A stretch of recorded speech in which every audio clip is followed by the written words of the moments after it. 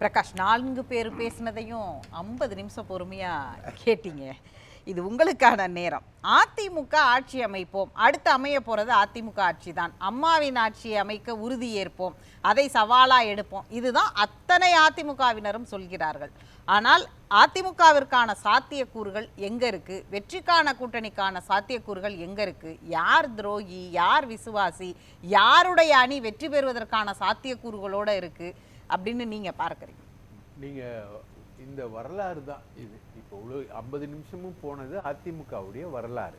பல்வேறு கோணங்கள்ல பல்வேறு இடங்கள்ல இருக்கக்கூடிய பல்வேறு ஆட்கள் பேசுறாங்க, சாரும் பேசுறாரு. நீங்க இந்த வரலாற்றுலலாம் ஒரு ஊடுபாவா ஒரு விஷயம் இருக்கு. நல்லா பாருங்க.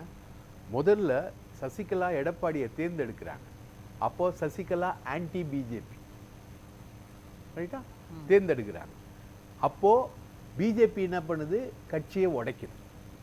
அப்போ அவங்க வந்து ஒரு பவர்ஃபுல் ஆளை தேர்ந்தெடுக்கல. அப்போ வந்து எஸ்பி வேலுமணியை தேர்ந்தெடுத்திருந்தாங்கன்னா அந்த கட்சியோட நிலைமை வேற, ரைட்டா. அப்படியே மகாராஷ்டிரா மாதிரி வந்திருக்கும். பிஜேபிக்கு ஸ்ட்ரெங்தனாக இருக்கும். ஓபிஎஸ்ஸால் 9 எம்எல்ஏக்களுக்கு மேலே இழுக்க முடியல. So is a week wicket. Wrong choice by Gurumurthy, ரைட்டுங்களா. அவர் தேர்ந்தெடுக்கிறாரு, எல்லாம் பண்ணுறாரு. அப்போது Sasikala anti BJP, TTV Dhinakaran anti BJP. TTV Dhinakaran sent to Tihar jail, ரைட்டா. அந்த கேஸ் இன்னைக்கு வரைக்கும் முடியல. அந்த ஃப்ராட் ஒருத்தன் ரெட்டைலை சின்னத்தை வந்து தேர்தல் கமிஷனுக்கு பேரம் பேசினான். எந்த தேர்தல் கமிஷனர்னு இன்னைக்கு வரைக்கும் தெரியல. அந்த case is there, Sukesh Chandrasekhar case. So anti பிஜேபியாக இருந்த வரைக்கும் வேற. அப்போது என்ன பண்ணுறாங்க? அவர் ஆன்டி பிஜேபியாக இருக்கும்போது ப்ரோ பிஜேபியாக இருந்த ஓபிஎஸ்ஸை சேர்த்துக்கிறார் எடப்பாடி. யாரை டிஃபீட் பண்ணுறாரு? அப்போது 22 எம்எல்ஏக்கள் டிடிவி தினகரன் நம்பிக்கை வாக்கெடுப்பு வருது, ரைட்டுங்களா. அப்போது அந்த எம்எல்ஏக்களை வந்து டிஃபீட் பண்ணுறாரு. பை எலெக்ஷனுக்கு போகிறாரு. பை எலெக்ஷனில் 9 தான் அவரால் வர முடியுது, ஜெயிக்க முடியல. கம்ப்ளீட்டாக டிஎம்கே அப்போத்துலேருந்தே தோல்வி ஆரம்பிச்சிருச்சு. அப்போ யார்? ரெட்டை தலைமை தான். ஸோ தோல்விகளுக்கு எல்லாத்துக்குமே வந்து ஒற்றை தலைமை தான் காரணன்றது அது போய். ஆனால் நீங்கள் இந்த ஊடுபாவுன்னு நான் ஒரு விஷயத்த சொன்னேன் இல்லைங்களா. இந்த ஊடுபாவு வந்து பாஜக. இன்னைக்கு அதிமுக பீஸாக இருக்கிறதுனால பலனடைகிறது யாரு? பாஜக. இப்போ கோவையில் அண்ணாமலையால் அவ்வளோ ஓட்டு வாங்க முடியுமா? இன்னைக்கு ஜெயலலிதாவை பாராட்டி பேசுகிறாரு, மோடி பேசுகிறாரு, எல்லாரும் ட்வீட் போடுறாங்க. இன்னைக்கு அவர் பேசுகிறாரு, ஜெயலலிதாவை ஊழல்வாதின்னு திட்டினவர் அமித்ஷா. ஊழல் அரசுன்னு சென்னையில் நடந்த ஒரு கருத்தரங்கத்தில் பேசினவர் அமித்ஷா, ரைட்டா. ஜெயலலிதா அரசு ஊழல் அரசுன்னு டைம்ஸ் ஆஃப் இந்தியாவுக்கு பேட்டி கொடுத்தவர் அண்ணாமலை, ரைட்டா. இன்னைக்கு அவங்க பாராட்டி பேசுகிறாங்க. நீங்கள் அப்படியே கோயம்புத்தூர் பார்லிமெண்ட் எலெக்ஷனில் போங்க. அங்கே வந்து வேலுமணி மூலமாக அவர் வந்து அதிமுக வாக்குகளை வாங்குறாரு. அவர் இல்லாட்டி அண்ணாமலைக்கு அவ்வளோ வாக்குகள்லாம் கிடைக்காது, செகண்ட் பிளேஸும் வராது. அண்ணாமலை வாக்குகள் வாங்குறாரு. இங்கே வந்து ஓபிஎஸ் 3 லட்சம் வாக்குகள் வாங்குறாரு. தேனியில் தினகரன் வாக்குகள் வாங்குறாரு.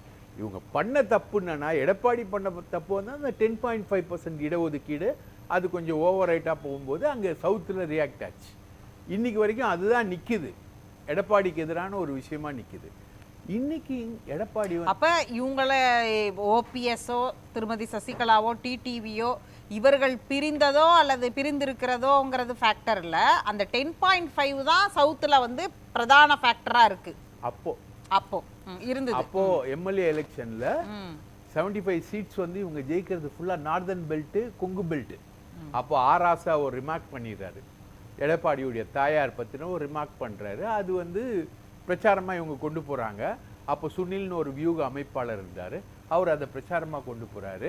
எடப்பாடி ஜெயிச்சா கவுண்டர் முதலமைச்சர் ஆவார்னு ஓவர்வெல்மிங் ஓட்டு கவுண்டர் பெல்ட்லையும் 10.5% வந்து கவுண்டர் ப்ளஸ் 1 இயர் பெல்ட் இருக்கு இல்லைங்களா, நார்தர்ன் பெல்ட், அதுக்குள்ளெல்லாம் வருது. அதை திமுக ரீஸ்ட்ரெயின் பண்ணுது. ஒரு கட்டத்துக்கு ஒரு ஸ்டேஜுக்கு மேலே திமுக ரீஸ்ட்ரெயின் பண்ணுது நார்தர்ன் பெல்ட்டில். இதுதான் வந்து ஒட்டுமொத்தமான எலெக்ஷன் ரிசல்ட்டு. அப்போ அந்த 10.5%ஓட பவுன்ஸ் தான் டிஸ்ட்ரிக்டில் ஒருத்தர் ஜெயிப்பார். ஆர்பி உதயகுமார் ஒரு இடத்துல ஜெயிப்பார். அந்த மாதிரி டிஸ்ட்ரிக்டில் ஒரு இடத்துல ஒரு சில பேர் ஜெயிப்பாங்க அதிமுகவில். இப்படி வந்து அந்த வெற்றி சுருக்கப்பட்டது டிடிவி தினகரனோட இவங்க போவாத அலைன்ஸ் போவாதனால கிட்டத்தட்ட ஒரு 20-25 தொகுதிகள், மொத்தம் ஒரு 50 தொகுதிகள் கூட சொல்லலாம். ரிசல்ட் வந்து அதிமுகவுக்கு பாதிக்கப்பட்டது. 75 + 50 எவ்வளோ? 125. மறுபடியும் ஆட்சி வந்தது, அது வரல. ரைட்டுங்களா? அப்போ உங்களுக்கு முழுக்க ஒரு ஸ்டேஜில் பிஜேபி எதிர்ப்பாளர்களாக இருக்கிறவங்க இவங்க பிஜேபி ஆதரவாளர்களாக நிற்கிறாங்க. யார்? எடப்பாடி நிற்கிறாரு, ஓபிஎஸ் நிற்கிறாரு. ரைட்டா? 2 பேரும் சேர்ந்து பிஜேபி ஆதரவாளர்களாக தான் அந்த எலெக்ஷனுக்குள்ளே போகிறாங்க. இன்னைக்கு கூட மேல் சபை உறுப்பினர் பதவிக்கு பாமகவும் பாஜகவும் ஓட்டு போட்டால் தான் அதிமுக 2 மேல் சபை உறுப்பினர்களை நிறுத்த முடியும். ஏன்னா 66ல் 4 பேர் ஓபிஎஸ் கிட்ட இருக்காங்க. ரைட்டுங்களா? ஸோ அதனால தான் அன்புமணி வந்து இங்கே கேட்குறாரு, நீ எனக்கு கொடுத்துருங்க. இவங்க தேமுதிக கொடுக்க ட்ரை பண்ணுறாங்க. இல்லை எனக்கு கொடுங்கன்னு இவர் கேட்குறாரு, அன்புமணி கேட்குறாரு. இல்லைன்னா அவர் ஓட்டு போட மாட்டார், பாஜக ஓட்டு போடாது. இந்த கூட்டணியே பாஜக இப்போ தாவேகா கூட்டணிக்கு போகிறாங்கன்னு இல்லையா, ரியலாக பாஜக பாமக அதிமுக கூட்டணி வந்து இந்த ஜூலை மாதம் நடக்கிற மேல்சபை தேர்தலில் தெரிஞ்சிடும். ராஜ்யசபா தேர்தலில் தெரிஞ்சிடும். அதே ராஜ்யசபா தேர்தலில் தான் இபிஎஸ் ஓபிஎஸ் பிரிவும் கடந்த முறை ஓபிஎஸ் சொன்னவர்களுக்கு போடலைங்கிற இடத்துல இருந்து தொடங்கிய பிரச்சனை தானே அது. ஆமாம், நிறைய பிரச்சனைகள். இங்கே நீங்கள் பார்த்தீங்கன்னா இன்றைக்கும் எந்த ஸ்டேஜ்லேயுமே வந்து எடப்பாடி வந்து ஆன்டி பிஜேபி ஸ்ட்ரோக்குள்ளே பெருசாக போக மாட்டார். அவருக்குரிய பிரச்சனை இருக்குது. ரைட்டுங்களா? எஸ்பி வேலுமணி போயிட்டு அமித்ஷா இப்போ வரப்போகிறாரு, அவருக்கு வந்து அவரோட மகனோட கல்யாண இன்விடேஷன் கொடுக்க போகிறாரு. சிபி ராதாகிருஷ்ணன் கொடுத்துட்டாரு, தமிழிசைக்கு கொடுத்துட்டாரு, பாஜகவில் இருக்க எல்லாருக்கும் கொடுத்துக்கிட்டு வர்றாரு. ஸோ அண்டர் கரண்ட் வந்து அதிமுகக்குள்ளேயே ப்ரோ பிஜேபி அண்டர் கரண்ட் இருக்குது. விஷயம் என்ன தெரியுமாம்மா? Simple and straight. பாஜகன்ற ஒரு சக்தி தமிழகத்தில் இருக்குதுன்ற அரசியல் யதார்த்தத்தை புரிஞ்சிக்காம நம்ம அதிமுக பிரச்சனையில் எந்த பிரச்சனையுமே நம்மளால் அணுகுனா நமக்கு வந்து அதில் ஒரு தெளிவு கிடைக்காது. பாஜக வந்து அதிமுகவை விழுங்கணும், அதிமுகவை டோட்டல் கண்ட்ரோலில் எடுக்கணும். இப்போ இணைப்புலாம் சொல்கிறாங்க இல்லைங்களா, இந்த இணைப்புகள்லாம் ஏற்பட்டால் அதிமுக பாஜகவுடைய டோட்டல் கண்ட்ரோல் வந்து அதிமுக மேலே எஸ்டாப்ளிஷ் ஆகிடும். ஸோ அதிமுகவுடைய அனைத்து ஃபேக்ஷனும் ஒரே ஒரு பாயிண்டில் நிற்குது. இன்றைக்கி டிடிவி தினகரன் யார்? பாஜக ஆதரவாளர். சசிகலா யார்? பாஜக ஆதரவாளர். ஓபிஎஸ் யார்? பாஜக ஆதரவாளர். எடப்பாடி யார்? எஸ்பி வேலுமணி யார்?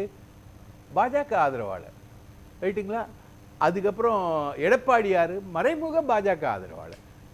இது பாஜக வைக்க மாட்டேங்கிறாரு. யார்? அவர் கூட்டு வைக்காமல் இருந்தால் முடியாது, அவரால் முடியாது. he cannot survive. இவங்க உருவாக்க நினைக்கிற அடுத்த கேள்வி நீங்கள் கேட்டிருக்கீங்க, எதிர்காலம் என்ன? இவங்க உருவாக்க நினைக்கிறது வந்து ஒரு 5 கட்சி கூட்டணி. தாவேகா, பாஜக, அதிமுக, தேமுதிக, பாமக, இந்த 5 கட்சி கூட்டணி. இப்போ சார் சொல்கிறாரு, இது வந்து ஒரு ஃபார்முடபுள் காம்படிஷனை திமுகவுக்கு ஏற்படுத்துமானா ஏற்படுத்தும். ஆனால் இன் ரியல் பிக்சரில் இன்னைக்கு லெவல் எப்படி இருக்குன்னா, தாவேகா தனி பெல்ட்டில் போகுது, பாஜக தனி பெல்ட்டில் போகுது, அதிமுக தனி பெல்ட்டில் போகுது, திமுக ஒரு மாசாக பெருசாக நிற்குது. இதுதான் இன்றைக்கி இருக்கக்கூடிய ரியல் பெல்ட். இதுதான் ஃபைட். இப்போது தாவேகா வந்து எடப்பாடி ஐயாவை வந்து முதலமைச்சர்னு ஏற்றுக்கிட்டு, விஜய் வந்து முதலமைச்சர் இல்லைன்னு தாவேகா வந்து தன்னந்தனியாக வந்து அதிமுகவை ஆதரிக்குமான்றது தெரியாது. எதிர்காலம்தான் அதை சொல்ல போகுதுன்னு வச்சுங்களேன்.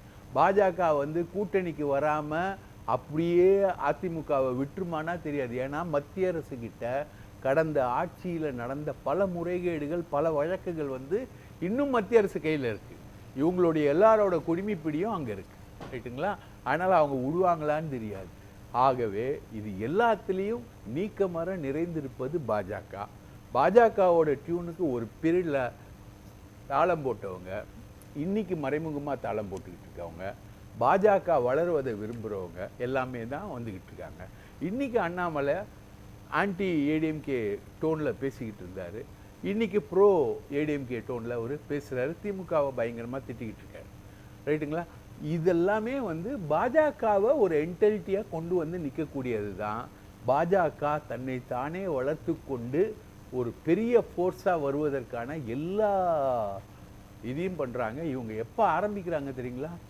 அருண் ஜேட்லி எனக்கு தெரிஞ்சு பார்த்துட்டு வரேன், ஜெயலலிதா உடம்பு சரியில்லாமல் பார்த்துக்கிட்டு வரேன். அப்போது கேட்குறாரு, மைத்ரேயன் கிட்ட தான் கேட்குறாரு. மைத்ரேயன் கிட்ட கேட்கும்போது, என்ன ஓபிஎஸ்க்கும் சசிகலாவும் ஒன்றா இருக்காங்களே எப்படி அப்படின்னு அவர் கேட்குறாரு. ஸோ அப்போத்துலேருந்து இவங்க வந்து உடைக்கணும் டிஸ்மேண்டில் பண்ணணும்னு நினைக்கிறாங்க. ஏன்னா திமுக வாக்கு வங்கியை சிதைக்கவே முடியாது, எம்ஜிஆராலேயே சிதைக்க முடியல. அவர் நடந்தது காங்கிரஸ் வாக்கு வங்கியில் தான் அவர் நடந்தார். எம்ஜிஆருடைய வாக்கு வங்கி காங்கிரஸ் வாக்கு வங்கி தான், கருணாநிதி எதிர்ப்பு வாக்கு வங்கி, அதில் தான் அவர் நடந்தார். திமுக வாக்கு வங்கியை சிதைக்க முடியாது. திமுக எப்படியாவது அதை மேனேஜ் பண்ணி கொண்டு போயிடும். அப்போது ஈஸியாக டார்கெட் பண்ணி இந்துத்துவத்தை கொண்டு வரணும்னா அதிமுக வாக்கு வங்கி தான். அதனால அதிமுகவை இன்னும் பீஸாக உடைப்பாங்க. அதிமுக வாக்கு வங்கி அப்படின்னு ஒன்று இருக்குல்ல, அந்த வாக்கு வங்கியை இன்னைக்கு வந்து உடைக்கிறது அப்படிங்கிறது அதிமுகவுக்குள்ளேயே நடக்குதே, அது வந்து பலவீனப்படுத்துதா அதிமுகவை? ஏன்னா அவர் சொன்னார் இல்லையா, ஓபிஎஸ் தான் பலவீனப்படுத்துறாருன்னு ஒரு வார்த்தையை சொன்னார் இல்லையா, இப்போ ராமசுப்ரமணியமும் சொன்னார், பொங்கலூர் மணிகண்டன் சொன்னார்ல, அப்படி பார்க்கிறதா இல்லை பாஜக பலவீனப்படுத்துறதுனால அதிமுக வாக்கு வங்கி சரிதான்? பாஜக பலவீனப்படுத்துவதனால்தான் நான் என்னோட கன்டென்ஷனே அதான். பாஜகன்ற ஃபோர்ஸை நீங்கள் அண்டர் எஸ்டிமேட் பண்ணி இனி வரக்கூடிய அரசியலில் வந்து தமிழகத்தில் யாரும் பார்க்க முடியாது. பாஜக தான் அனைத்தையும் செய்கிறது. பாஜக பலவீனப்படுத்துவது தான். நேற்று பாஜக எதிர்ப்பாளர்களாக இருந்தவர்கள் இன்று பாஜக ஆதரவாளர்களாக போயிருக்காங்க. எடப்பாடி வந்து ஒரு மைல்டு ஆதரவாளர், அவ்வளோதான், மைல்டு, அவ்வளோதான். ஆனால் அவராலையும் புறம் தள்ள முடியாது. ஏன்னா அவங்க கட்சியில் இருக்க 90% ஆட்களை அவங்க கேப்சர் பண்ணி வச்சுருக்காங்க. எஸ்பி வேலுமணி மாதிரி 90% ஆட்களை அவங்க கேப்சர் பண்ணி வச்சுருக்காங்க. அவங்க வருவாங்க. அவங்களாம் அதிமுகவில் தானே இருக்கிறாங்க. அப்போ இதுக்கிடையில செங்கோட்டையன் ஃபேக்டர் சொல்ல வர செய்தி என்ன? செங்கோட்டையன் ஃபேக்டர் சொல்ல வர செய்தி வந்து ரிபல்லியன் அகெயின்ஸ்ட் எடப்பாடி பழனிசாமி. அவர் வந்து ஒத்து வரலன்னா அவரை நீக்கிறது. பாக்கிய வந்து இப்போ சசிகலா வந்து ஹேண்ட்லிங்கில் வராங்கன்னு வச்சுக்கோங்க. சசிகலா இப்போ மதுரையில் போஸ்டர் ஓட்டியிருக்காங்க, சசிகலா ஒற்றை தலைமை. சசிகலானா யாரு? பாஜக தானே. ஓபிஎஸ்னா யாரு? பாஜக. டிடிவினா அதிமுக பாஜகவுடன் கூட்டணி வைக்கவில்லை என்றால் அதிமுக அழிந்துவிடும். யார் அழிப்பா? பாஜக அழிக்கும். இப்போ கந்தன்னு ஒருத்தர் கேஸ் போட்டிருக்காருமா தேர்தல் கமிஷன்ல. அதாவது எம்ஜிஆர் சொன்ன பொதுச் செயலாளர் அடிப்படை உறுப்பினர்கள் அதை வந்து நீங்க பண்ணலன்னு போன வருஷம் கொடுத்துருக்காரு, மார்ச்ல கொடுத்துருக்காரு தேர்தல் கமிஷன். இப்போ அந்த மனு ரொம்ப சீரியஸ் ஆயிருக்கு. ரெட்டை இலை பிளாக்கேஜ் விவகாரம் பெருசு இல்லை.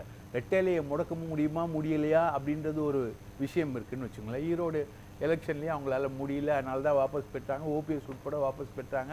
இவங்க நிற்கவே இல்லை. இந்த பிரச்சனை, இந்த பஞ்சாயத்து வருன்றதுனால நிற்கவே இல்லை. ஆனால் இன்னைக்கு அந்த கந்தன்றவர் கொடுத்த மனு வந்து ரொம்ப சீரியஸாக வருதுன்னு டெல்லியிலேருந்து ரிப்போர்ட்ஸ் வருது. அப்போது இவங்க எல்லா விதத்துலேயும் இப்போ தேர்தல் கமிஷனை ஆப்ரேட் பண்ணுறது யார்? எல்லாருக்கும் தெரிஞ்ச ரகசியம்தான் அது. பாஜகவோட இன்ஃப்ளூயன்ஸ் தேர்தல் கமிஷனில் இருக்குன்றார். அப்போது தேர்தல் கமிஷனை வச்சு அதிமுகவை கண்ட்ரோல் பண்ண பார்க்குறாங்க, எடப்பாடியை நீக்க பார்க்குறாங்க. பாஜகவுக்கு அதிமுக தேவை இல்லைன்னா பாஜகவால் நோட்டாவோட போட்டி போட முடியாது. ஆனால் அதிமுகவுடைய மர்ஜ் பண்ணி வந்தால் தான் அவங்க ஒரு ஃபோர்ஸாக வர முடியும். தமிழ்நாட்டுக்குள்ளே 5 எம்எல்ஏக்கள் வந்திருக்காங்க, இதுக்கு மேலேயும் வரணும்னா அதிமுக வேணும். அதுக்காக தான் அவங்க முயற்சி பண்ணுறாங்க. போன தடவை அவங்க பண்ண தப்பு, அண்ணாமலையை நம்பி ஒரு ட்ரையல் பார்த்தாங்க. ஆனால் அந்த ட்ரையல் வெற்றி 18% வாக்குகள் அவங்க பெறுறதும் வந்து அனைத்துமே அதிமுக வாக்குகள் தான். அவங்க பெரிய அளவுக்கு பெற்றது ஒரு 2-3% வேணால் அவங்களோட வாக்குகள் இருக்கும். ஸோ பாஜக வந்து ஒரு புதிய சக்தியாக எமர்ஜாகி வர்றது, அதிமுகவை அழிச்சிட்டு அதோட சமாதிக்குள்ளேருந்து வர்றதுக்கான ஒரு பெரிய முயற்சி தான் அதிமுகவில் இன்னைக்கு நடக்கக்கூடிய அனைத்து நாடகங்களுமே. பேசலாம்.